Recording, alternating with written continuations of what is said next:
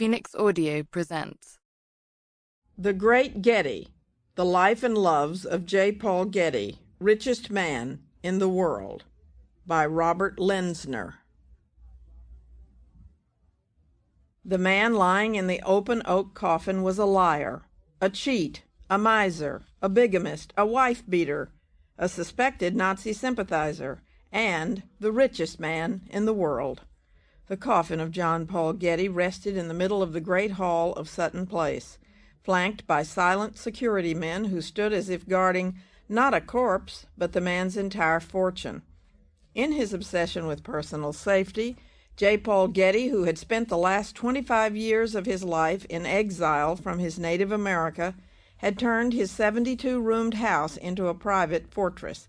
A dozen Alsatian dogs trained to tear intruders to pieces roamed the grounds. Bars obscured the view from each of the mansion's 500 windows, and at night armed guards had been stationed outside the closed doors of the master bedroom.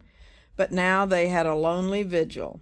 On that sweltering day in June 1976, no convoys of Rolls-Royces or Bentleys carrying dukes or duchesses, oil barons, press lords, art dealers, politicians, and film stars came to pay their last respects to the man whose hospitality in his lifetime they had freely accepted. It was the saddest sight Getty's old friend, Commandant Paul Louis Weyler, had ever seen. Paul was all alone, without friends or family. Only a few servants, no one else. I could not believe it.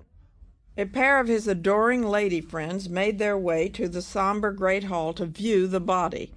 Rosabella Birch, a Nicaraguan beauty who had been supported by Getty for years and who wanted to marry him, tearfully placed a pin in the form of a crucifix on his body. Next, Anna Lodka from Czechoslovakia, an art researcher and one of Getty's lovers in later life, stood looking at the man.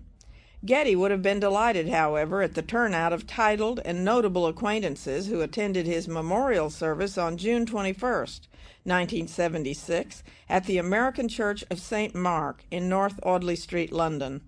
Of his three remaining sons, only John Paul Getty, Jr., estranged from his father for the last 5 years, was there, and he arrived late, wearing dark sunglasses and white sneakers with Bianca Jagger on his arm.